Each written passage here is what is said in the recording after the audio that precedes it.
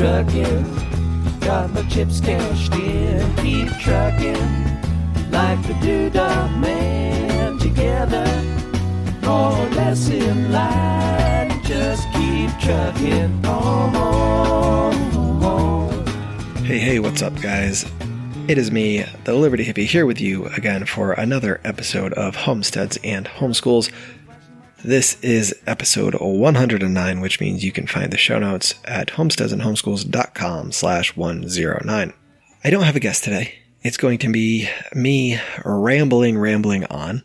And I as much as I like to do it, I don't like to do it. I don't like the editing part, so I'm going to try and do as little editing as possible. We'll see how that goes. I don't know. Anyway, it'll be sort of like the old Good View quarter monthly recaps that I did in the past and gave up on. And also, I'm doing this because, it's twofold. Number one, I'm lazy. Didn't find a guest. Number two, there's been a lot going on, and I just kind of wanted to update you guys on everything that has been going on because, I don't know, gotta share it with somebody, right? Anyway, just throwing it on out there. So let's start with the schooling side of things. Not a whole lot going on there.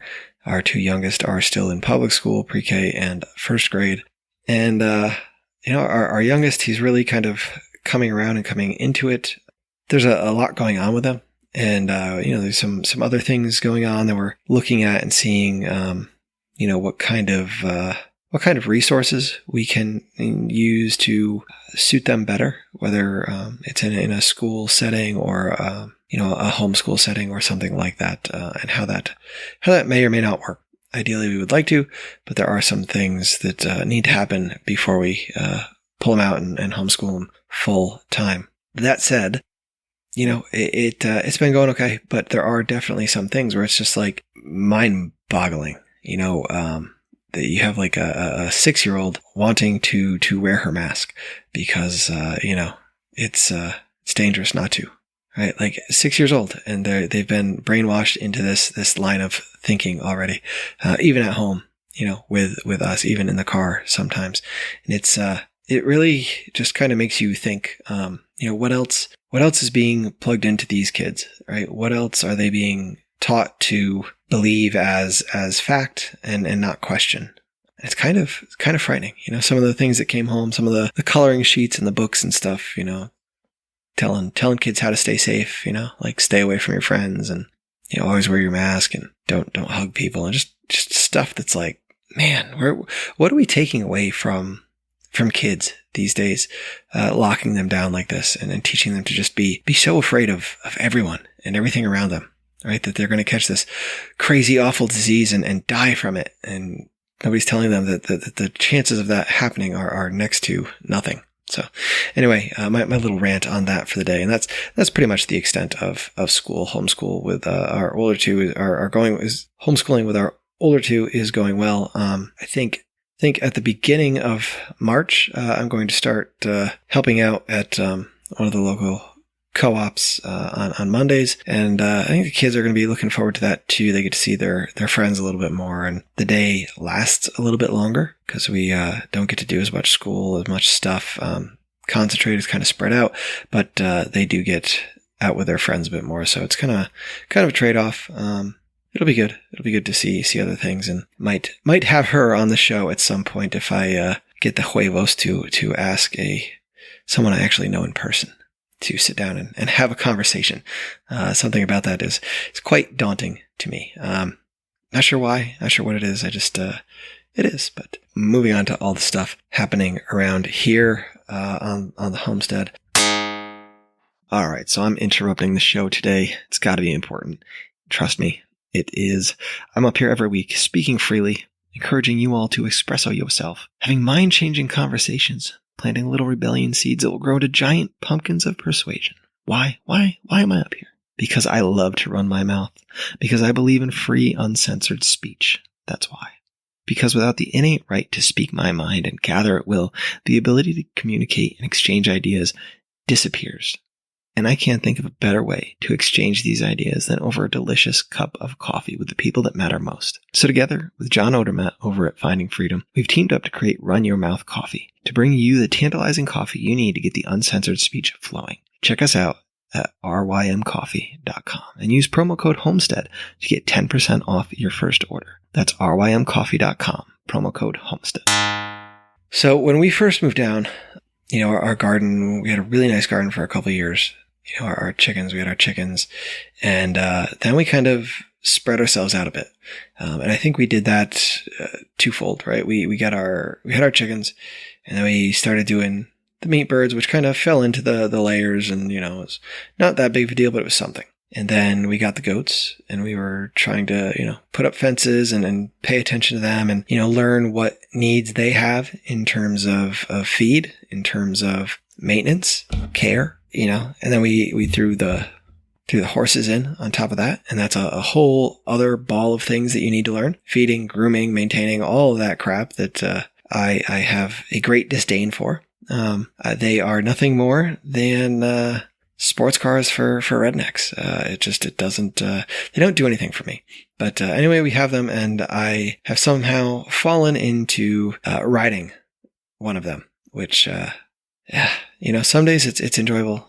Most days it's not, mostly because I'm not entirely sure what I'm doing. I'm still learning. I have a lot to learn, and I don't have full control over this 1,000-pound beast between my legs, and it can be daunting at times. I've not been thrown yet. I did get a little love tap when I don't know. There was a bucket of food, and horse wanted the food, and I was in between him and the food, and I kind of yelled at him to go away, and he turned around real quick and gave me a little tap-taparoo with my leg, and let me tell you, it is still sore a couple weeks later, but nothing broke, and I don't know. We're on better terms now.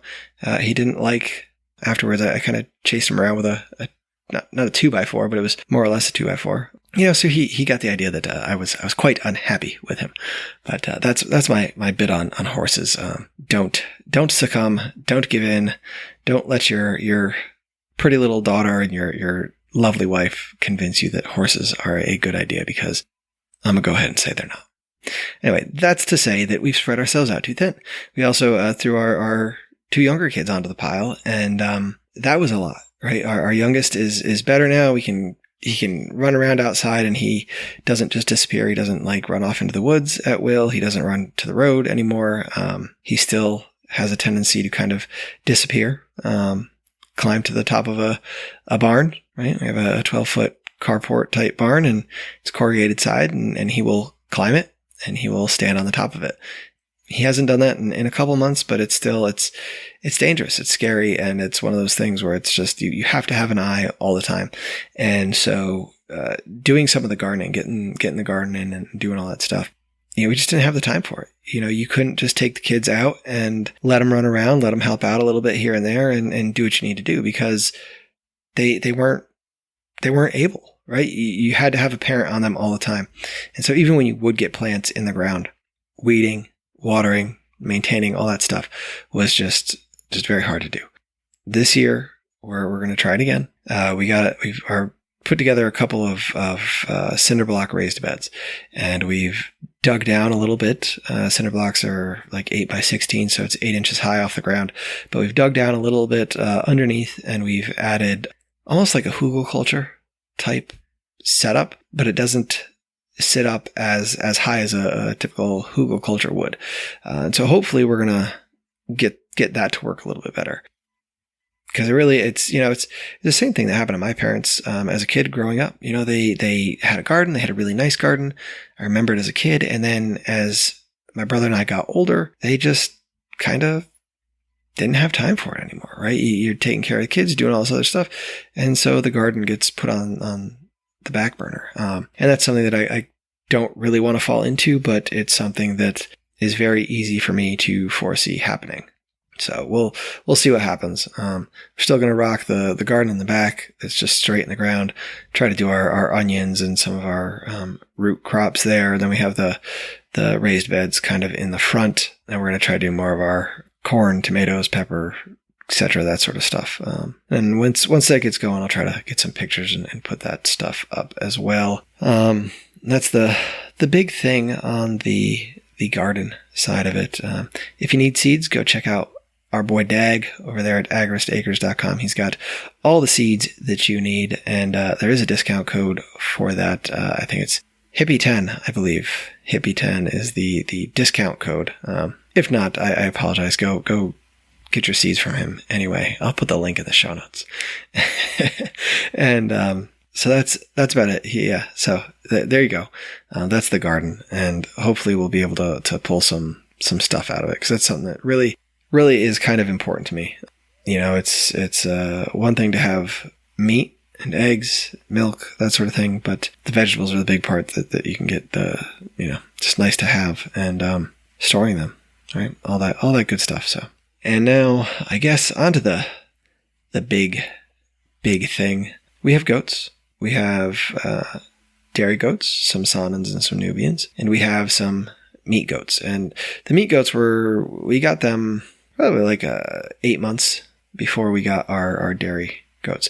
And really the original plan was to get some dairy goats going, do some milking, whether we, use the milk to just drink, to sell, make soap, all the different things you can do with that, cheese, etc.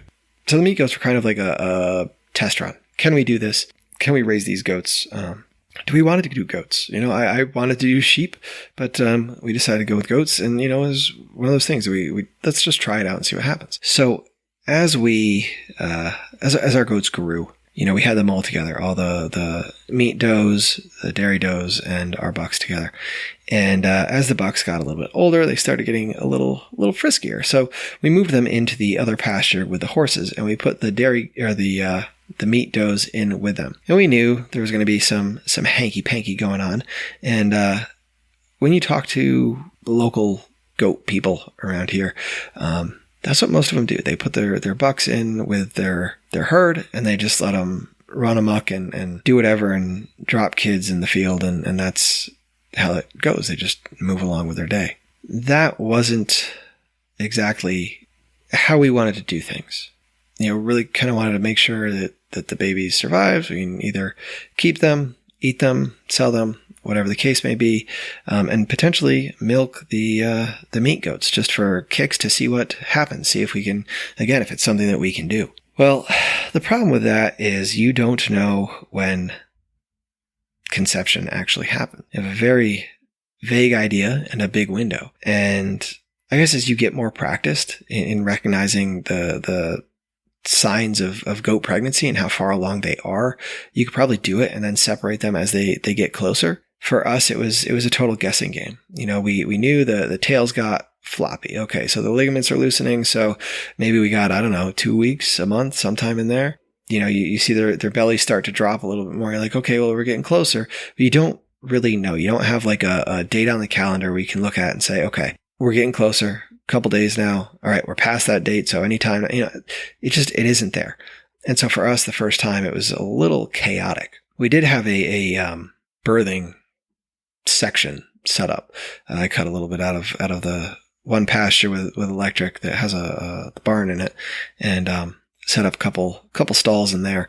And sure enough, they kidded. They did kid, and that was quite a spectacle in and of itself. The first one to go, I thought she was going to be our second to go. She was our first to go, and she had 3 kids. I went out at 8 in the morning to check on them, feed them, make sure they had everything. And, there was no babies. I went back out there at 2 in the afternoon, and there was 3 babies there. One of them did not make it. I put a little video up on Odyssey library there that I will post a link to in the show notes. You can go check it out. It looked like the mother tried to clean the baby off, but as I was looking at the baby, it looked like it had a big chunk of amniotic sac fluid stuck in its throat. I'm fairly certain that it choked on that and suffocated. Now, this happens, right? When animals have babies, they don't all make it. And triplets, a lot of it's probably about half and half. The people that I've talked to that say when a goat has triplets, you usually end up having to bottle raise one, or one of them will die anyway because the mother rejects it. So, I don't know what was going to happen to it, but had I been more in tune with the signs of goat labor, had I been, had a date marked on the calendar, I might have been able to catch it. I don't know. I might have been out there at 8 a.m. and said, hey, that goat looks pretty close. Like she's doing some things that look like labor or whatever. Maybe not. I don't know. But that was something that kind of, just disappointing, but it's all part of it. So then I think like 3 or 4 days later, our other goats decided to go into labor, and that was a Saturday, and we were all around. And so we were actually able to watch that. And the second goat that went, made it look like a breeze. She's up, down, sitting down, standing up, sitting down, standing up, and just pop the babies out perfectly. No problems at all. Everybody's healthy. Everything's good. The third goat came around, and her labor lasted a long time. And, it was one of those things where, again, being the first time, really weren't sure what was going on. Like, it looked like she should be having these kids. She wanted to. She's up, she's down, she's doing all the things that they do, but just seemed to drag on. And finally, I don't know, I think it was probably about 12 o'clock at night, she did give birth. She gave birth to one. And it came out kind of funny. Usually they come out feet first, 2 feet and a head. This one came out at 1 foot first, the head, and then the other foot. And I'm not sure if my wife needed to assist, but I think she did a little bit, kind of give a little bit of a pull on the head when it was out, because things just weren't moving. The baby's head is kind of in and out, and that's no good. When they get in and out and the sac is broke, and they can't breathe. So that baby came out. That was when we thought she was gonna die. We thought she was a goner, and she had so much fluid in her lungs, so much just stuff in her. She's barely breathing. We had the baby eyedropper thinger there, the bulb syringe, sucked a bunch of crap out of there. And this is my daughter's goat. The meat goat is hers, and so she's like freaking out because the mother goat is in distress, and this baby's not looking good. And so we ended up bringing the baby inside. It was quite interesting. We ended up holding it by its back legs, swinging it back and forth like a pendulum, and tapping it on its rib cage. That kind of caused some of the fluid and crap to come to the forefront of its respiratory system there, I guess, and we were able to suck some of the stuff out of that. She got breathing a little bit better, but she was still super, super weak. And again, we thought we were going to lose her. Had no clue what's going on. Doing some reading, some looking as this is all happening, and take her temperature, and her temp was like 95, 96. Now goat's temp is supposed to be about 101, 102, somewhere in there. And so she's really cold, and goats don't do well when they're cold. So we decided that everything online told us we needed to put her in a pot of water. So we got a pot of hot water and stuck her in there, and we managed to, after I think 2 or 3 pots, we got her temperature up to normal, and managed to keep her alive. So she was slow to eat in the beginning. She ended up getting, I think she got like an infection on her umbilical cord area. Not entirely sure. She was definitely weak the first week. But we did come through that, and now we have a house goat because, of course, the mother rejected her. Of course, she's not out there. So the first few days, we had to keep her inside. She couldn't regulate her body temperature. She was barely eating, so we were constantly trying to get food in her with a syringe, with a bottle, and now she's doing better, but now she thinks she's a cat or a dog or something. So we're working on getting her more acclimated to the other goats. She is much fonder of the bucks than she is the other does. So I don't know what that means, but might have to be careful with that one in the future. And as it turned out, the mother did give birth to another baby, but that one, fairly certain was stillborn. And all the commotion, everybody was trying to take care of, the goat we had inside. And, neglected to go back out and check on Mama and see how she was doing. And when we did, my wife did it, I don't know, maybe half hour later, there was a goat out there. So all in all, we had 7 kids and we lost 2 of them. And of the 7, only one of them was a buck. So we currently have 4 does and a buck. And, again, our poor planning has left us unsure what to do with them all exactly. We're going to try to sell some of them. We don't need that many meat goats. Most of they're like a boar Kiko, the mothers, and the father was a Saanen. So they're not entirely like just meat mutts. But if we're going to try to do dairy goats, we don't really want to kind of dilute our dairy herd with some of those boar Kiko genes. At the same time, in the back of my head, I'm thinking that the boar Kiko are much better in terms of pest resistance, worm resistance. They're much more durable goat. So, I'm kind of wondering in the back of my head, would that not be a bad thing to have a little bit of those genetics in the mix? Would that not kind of bleed through into subsequent generations? I don't know. I'm not a goat geneticist, but just ideas in the back of my dome. So yeah, that's our goats. We are, because the baby inside, Ruby is her name, because of that goat, we do need to milk her mother, because I don't feel like buying milk to feed a bottle baby.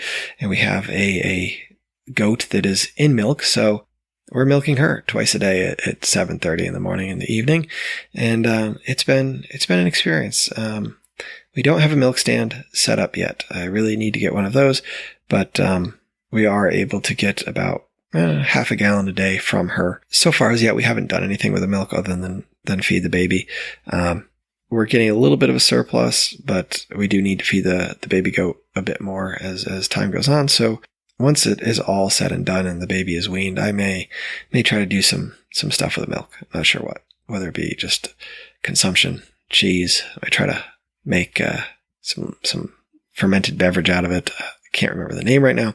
There is a fermented milk beverage that contains alcohol, and I don't know, could just be interesting, just for kicks, right? Why not? But that's that. I think that's really it. There's no more plans to get any more animals. All the animals are doing good. We all did run into some coccidiosis in one of our does, which was quite surprising. She's like 2 years old, and coccidiosis, everybody, it's one of those things that affects young goats, right?